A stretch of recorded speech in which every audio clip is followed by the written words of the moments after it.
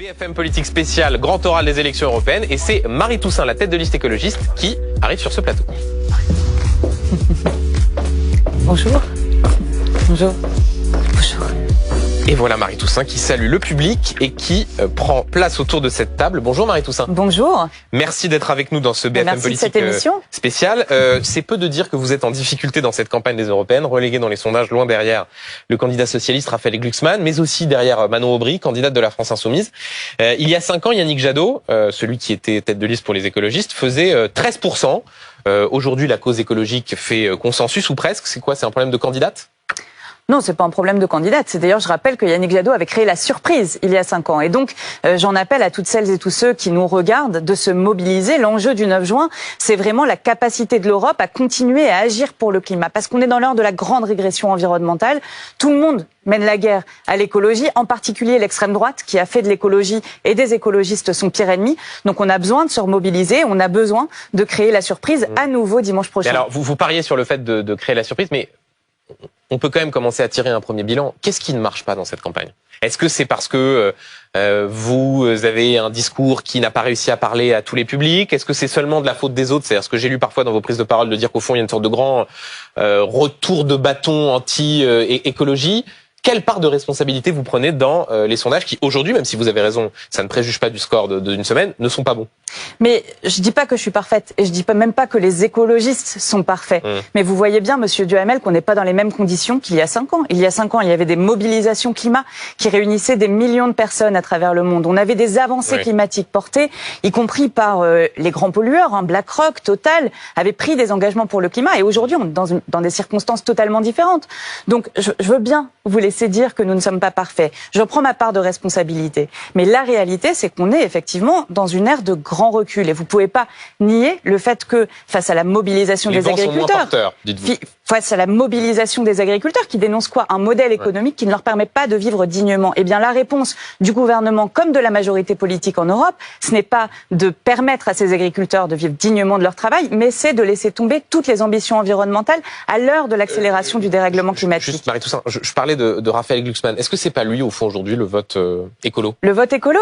Quand on voit le niveau où il est dans les sondages. Mais vous savez, Raphaël Glucksmann, alors c'est Raphaël Glucksmann, je l'ai dit, c'est le produit sympa qu'on met en tête de vitrine. Mais regardez sur sa liste. Sur sa liste, on a des gens qui défendent l'A69. C'est une autoroute qui est décriée par des milliers de scientifiques pour son impact sur le climat, sur la biodiversité, sur la justice sociale. Vous trouverez aussi un défenseur d'une piste de ski en plastique dans une aire naturelle protégée magnifique de Méditerranée. Non, c'est pas ça que je dis. Ce que je dis, c'est qu'il n'y a pas d'écologie sans écologiste. Et je crois qu'au fond, celles et ceux qui nous regardent le savent. Si vous voulez de la cohérence, de la clarté, de la constance, c'est avec les écologistes et nous avons besoin de vous. Marie Toussaint, rentrons dans le détail de vos déclarations et de vos propositions. Une de vos déclarations pendant cette campagne a suscité la polémique. C'était chez nos confrères de C'est à vous sur France 5. Le 13 mai, vous disiez, ouvrez les guillemets, on compte jusqu'à 19 clusters de cancer pédiatrique en France liés à ces produits toxiques qui sont partout. Produits toxiques, vous évoquiez le glyphosate, ce qu'on appelle les polluants éternels, les PFAS. Le journal Libération, nos confrères de Libération ont vérifié de façon extrêmement minutieuse vos propos en interrogeant Santé publique France, des spécialistes des cancers pédiatriques. Conclusion d'une de ces expertes, à ce jour, aucun excès de cas de cancer pédiatrique n'a été relié à une cause environnementale particulière. Vous qui dites sans cesse vouloir vous appuyer sur la science, Marie Toussaint, ça c'est quand même problématique sur un sujet aussi grave d'être à minima imprécise, sinon carrément de proférer une contre-vérité. Alors, Monsieur Duhamel, je vous remercie d'abord de me poser cette question parce que c'est une question centrale. Je veux, et les écologistes veulent, faire de la santé la boussole des politiques publiques européennes. On a encore eu une étude qui est sortie cette semaine, qui fait le lien entre l'épandage de pesticides et l'explosion des maladies de Parkinson. C'est une réalité. Vous l'avez dit, il y a 19, même Santé publique France a ouvert 20 dossiers de clusters pédiatriques. Ce que j'ai dit sur cette vous dites c'est des clusters pédiatriques. Santé publique France ouvre des enquêtes quand il y a elle en a ouvert un certain. Alors, et là, les experts... Parlons de Santé publique France. Non, mais attendez, juste la question, elle est extrêmement précise. Vous avez tous les spécialistes des cancers pédiatriques, du lien qu'il peut y avoir entre ces maladies et les produits sanitaires, disent on ne peut pas tracer un lien. Et vous arrivez à la télévision et vous dites, à cause de ces produits-là, il y a 19 clusters de cancer pédiatrique. Alors, Est-ce qu'il y a une forme de mea culpa à faire sur le fait d'être allé trop vite, d'avoir dit ce genre de choses? Mais non.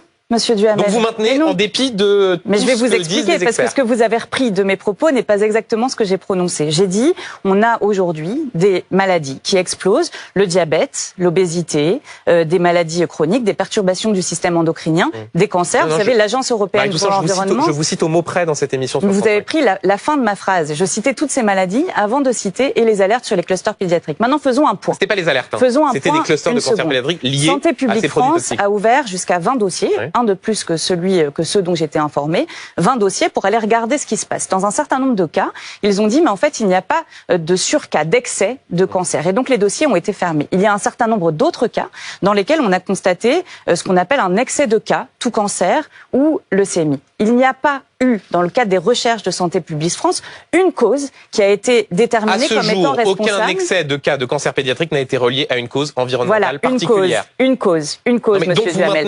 Et c'est ça le sujet. Et c'est ça le sujet. Moi, ce que je demande, c'est qu'en connaissance des effets cocktail, c'est-à-dire de la superposition des causes, parce que ce n'est pas un pesticide, ce n'est pas un polluant, c'est l'ensemble. Et bien que nous avons besoin de mener des études sanitaires jusqu'au bout. Oui, mais déclarer comme vous avez pu le faire qu'il y avait un lien entre ces produits sanitaires et des cancers pédiatriques. Mais il y a un lien en règle générale entre l'utilisation des produits sanitaires et des maladies. Vous savez, il y a une expertise sanitaire de l'INSERM, une expertise collective. C'est le plus haut niveau des expertises sanitaires en France. Par l'INSERM, c'est quand même incontournable. Donc, pas de mea culpa sur ce sujet. Qui dit il y a une présomption forte entre l'exposition des mamans pendant leur grossesse aux pesticides et les cas de leucémie. Il se trouve qu'on a des endroits où on a un excès de cas de cancer. Eh bien, moi, ce que je demande, Monsieur Duhamel, c'est qu'on recherche. Donc, pas de regret sur cette phrase définitive. Je veux que l'on recherche quelles sont les raisons pour lesquelles les Françaises, les Français tombent malades. Oui, je l'assume et je continuerai à le porter. Marie Toussaint, je voudrais qu'on parle d'immigration. Vous êtes opposée au pacte asile-migration au Parlement européen. J'ai lu attentivement votre programme. J'ai pas vu grand-chose sur la question migratoire, il faut dire, et en particulier rien sur la lutte contre l'immigration illégale. Il y a cette mesure qui apparaît noir sur blanc, accueillir dignement les personnes en migration. Est-ce que ça veut dire que dans votre idée, il n'y a plus de frontières, que même un étranger migrant qui vient d'un pays sûr et qui s'installe en France a vocation à rester sans qu'on puisse envisager la possibilité de le renvoyer dans son pays? Mais absolument pas, Monsieur Duhamel. Mais absolument pas. On ne dit pas qu'on ne veut plus de frontières. C'est quand même particulier que de dire ça. Qu'est-ce qu'on dit? Je pose la question. On dit qu'on a aujourd'hui des milliers de morts dans la Méditerranée, dans la Manche, à la frontière franco-italienne, et que cela est inacceptable, et inacceptable a fortiori quand l'Europe s'est construite sur le refus de traitement dégradant infligé à d'autres êtres humains, sur la défense de la dignité humaine, et que oui, l'Europe se grandirait à ne pas laisser ces milliers de personnes périr à nos frontières. Là, on parle effectivement des bateaux, en Méditerranée, de ceux qui tentent la traversée au péril de leur vie, effectivement. Mais un point très précis, et je posais d'ailleurs tout à l'heure la question aussi à Manon Aubry. Dans votre idée, un étranger en situation illégale sur le sol européen, a fortiori français, pas travailleur, puisque vous allez me répondre que s'il est travailleur, il faut le régulariser. Qu'est-ce que vous faites? Vous anticipez mes réponses. Bien quoi? Si quelqu'un est en situation illégale sur le territoire, écoutez, Monsieur Duhamel, moi, je veux bien qu'on nous pose les questions tout le temps de cette manière-là. Je vais vous poser la question à l'envers. Comment on fait? Jusqu'à preuve du contraire, c'est pas vous qui posez les questions. Donc comment on fait pour que, je suis d'accord, mais comment on fait pour que les personnes qui aient envie de rester chez elles ne soient pas contraintes à l'exil? C'est ça la question qu'il faut d'abord se poser. Oui, mais je vous pose quand même la question de la lutte contre l'immigration illégale. On a des morts en ce moment même en Inde à cause du dérèglement climatique. On a des excès de l'exécution de ce qu'on appelle les obligations de quitter le territoire français, sur la possibilité d'avoir une lutte contre l'immigration illégale plus forte. Comment est-ce que vous faites pour lutter contre l'immigration illégale? Bien. L'immigration illégale, quand elle est là, eh bien, il y en a certains qui doivent peut-être rentrer chez eux. Mais moi, je vous dis la chose dans le sens inverse. Je vous dis, quand on a des gens qui fuient la misère, la persécution et la guerre, nous devons nous mettre en capacité de les accueillir. C'est la compétence de l'Union européenne, pardon. Et ceux qui sont en situation illégale et qui ne viennent pas d'un pays en guerre, la migration économique n'est pas la compétence de l'Union européenne, c'est le droit d'asile. Et aujourd'hui, le droit d'asile est bafoué parce que nous ne mettons pas l'Europe en capacité d'accueillir les demandes d'asile, de mettre en place des voies sûres et légales. Vous savez, cette semaine, j'étais avec des femmes afghanes. Des femmes afghanes qui nous disent mais vous nous avez laissé tomber face aux talibans. Aujourd'hui, nous avons envie de rentrer chez nous. Sauf que vous soutenez, oui, mais elles sont encore des centaines à être bloquées au Pakistan et en Iran, à attendre de pouvoir rentrer sur le territoire de l'Union européenne, demander l'asile. Et moi, contrairement à Monsieur Bardella, contrairement à l'extrême droite, eh ben, je considère que oui, l'Union européenne doit accueillir ces femmes qui fuient un apartheid de genre. Marie Toussaint, vous souhaitez une diplomatie, une défense commune à l'échelle européenne dans le cadre d'un modèle fédéral. Vous l'assumez, vous êtes une des rares à l'assumer. Est-ce que ça veut dire que vous voulez partager la défense avec l'Italie de Giorgia Meloni, la Hongrie de Viktor Orban? Comment est-ce que ça peut marcher quand on voit les différences existentielles qu'il y a entre les idées que vous portez et ces deux exemples-là que je viens de citer? Justement, je pense que face à ces régimes nationalistes, il faut que les fédéralistes relèvent la tête. Il faut que nous reprenions en main notre destin. Oui, mais concrètement, on a besoin. La question se pose. Si vous dites on met en commun la diplomatie et la défense, à 27, quand on voit les divergences qui existent. Mais en tout cas, on doit construire cette diplomatie et cette défense commune. Quand on voit la Russie de Vladimir Poutine, mais aussi la Chine quelque part, et peut-être demain les États-Unis de Donald Trump, on a besoin de cette Europe de la diplomatie, de la défense, qui aujourd'hui nous fait cruellement défaut.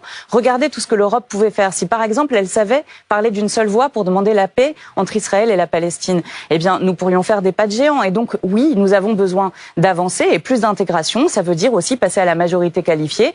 Nous l'assumons et nous pensons que le combat politique pour aller vers une Europe du progrès, une Europe de la paix, une Europe de la défense des droits humains, des droits des femmes, des droits des personnes LGBT et évidemment une Europe de l'écologie, eh bien elle doit se poursuivre et elle passe par le fédéralisme. Marie Toussaint, pour terminer la question rituelle, bon, il y a un peu moins de suspense maintenant que ça fait 1h15 que l'on fait cette émission, mais quand même une qualité et un défaut pour caractériser la personne qui va vous succéder dans un instant. Marion Maréchal, vous aviez d'ailleurs débattu avec Marion Maréchal. Avec vous? Avec moi, encore une fois, je suis désolé, sur un plateau juste à côté. Donc une qualité et un défaut pour qualifier Marion Maréchal tête de liste Reconquête. Bah écoutez, son défaut, c'est qu'elle a un manque cruel d'humanité, en particulier quand on parle d'immigration. Sa qualité, ce serait que c'est une battante, elle est combative, elle défend ses idées, des idées nauséabondes, ce qui la rend d'autant plus dangereuse. Merci beaucoup, Marie Toussaint, d'avoir participé à ce BFM Politique spécial élection européenne.